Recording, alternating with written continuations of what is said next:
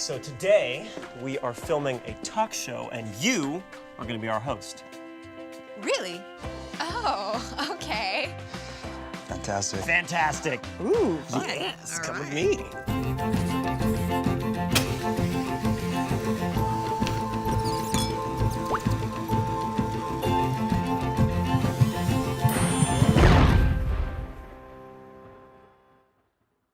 What is love? Well, you can break it down into three components: passion, intimacy, and commitment. Together, they make up the triangular theory of love, psychology's most robust model of love. So, what comes first? What leads to what? Well, it can really start with any, but your relationship has a better shot at surviving long-term if it possesses at least two of these components at any given time. Here's where it gets tricky, though. You can make a choice to commit to someone, but you can't decide one day to be intimate. So where does intimacy come from? How do two people grow to the point where they can just tell each other anything?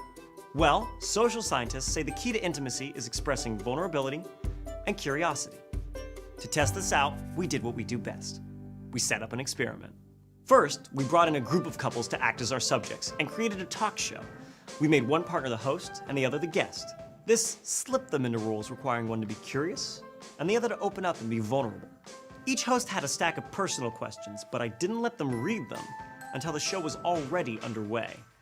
And I don't feel bad about that, because this is science. Come on in. Thank you for joining me on my show. To join you on your show. Yeah. So I'm going to be interviewing you tonight. I have a series real? of questions. Yeah. Question number one. What strengths do I bring to our relationship? That's an easy one, actually.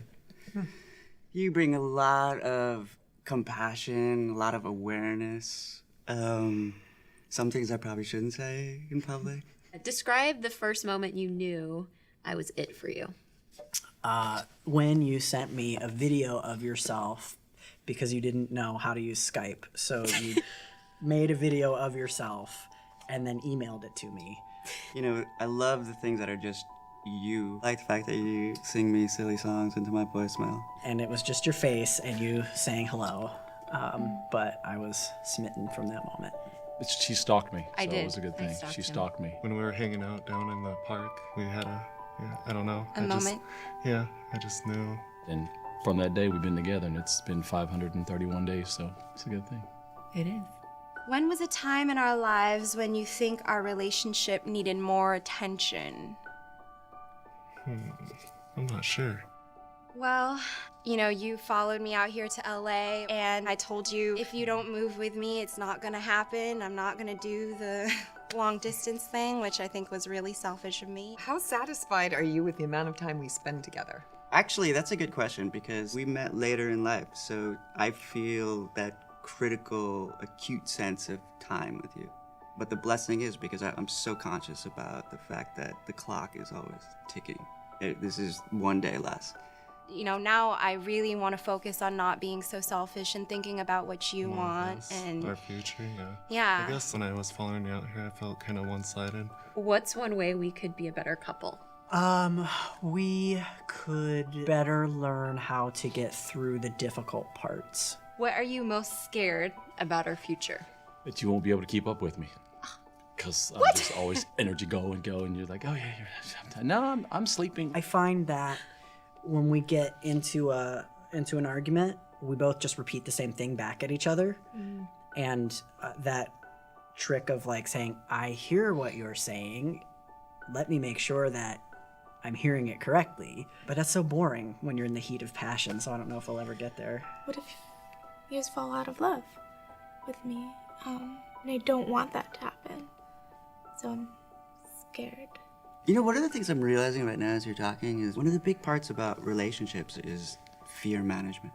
Yeah, it's hard, but I think you're right. Like, don't let it escalate. Don't let it get too hot in the negative sense. Right. Only hot in the positive sense. I just don't want to make you feel bad about yourself, I guess. I don't want to lose you either. Well, I'm lucky to have a teammate who's so capable. I don't know, I'm just learning.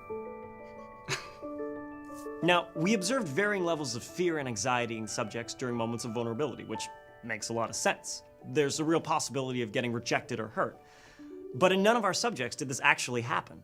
Well, thank you for Was joining the was show that our today, fun? I like Mr. that. Husband. Thank you. Join us next week when we're Q&Ing from my perspective to you. Oh, yeah. That'd be kind of fun. You never know. I would like that. Actually, yeah, we're gonna do that. Okay. Like now? Yep. All right. He's gonna be the guest now, and you're gonna be our host. Yes. Okay. Let me ask you, what is something we used to do that you miss now? I think like the limerence phase of things and just really being swooned and like getting to have quality romantic time. Okay. So this is a funny one because we have this kind of ongoing joke in the relationship that I'm kind of the male side of the relationship. I think it's easy because we spend so much time together just doing life and regular things that becomes our norm. And it would just be great to have those, like, even though we spent all day together, let's go on like a date. What scares you the most about our future? What strengths do I bring to our relationship? Oh man, you bring the maturity, I think, sometimes. I'm not very logical sometimes. I'm very emotional with my decisions and everything I do, and you always bring me back down to earth. You definitely bring the love. Like when you opened the car door the other night, you like walked all the way around to do that. Really meant a lot. It's like a nice little icing on the cake. That's not hard to do. You can do that.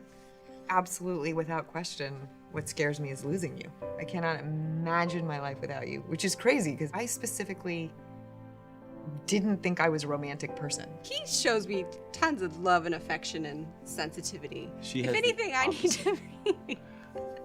I feel like you bring me out of my shell. You take me out of my comfort zone, and I like it. And then I met you, and it was like I got hit by lightning. I mean, it was like, there's the one. And I didn't even know anything about you. So this relationship has changed my entire understanding of life and the universe and everything. Not just regular love, but unconditional love. And that is something that I heard of it, I knew of it, but you brought it. I see in you what you don't let anybody else see, and I love like building your confidence because you're so great, and I love you. And Thanks, babe. I love you too. You're the meaning of my life, and without you, what's the point? I really want to kiss him now.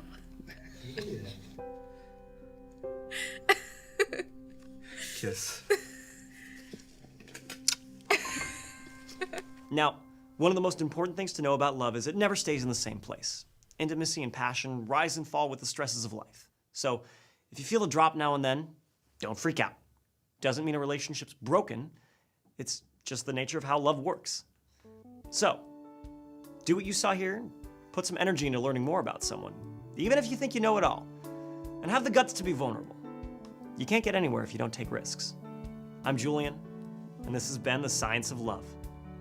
So pancake, subscribe.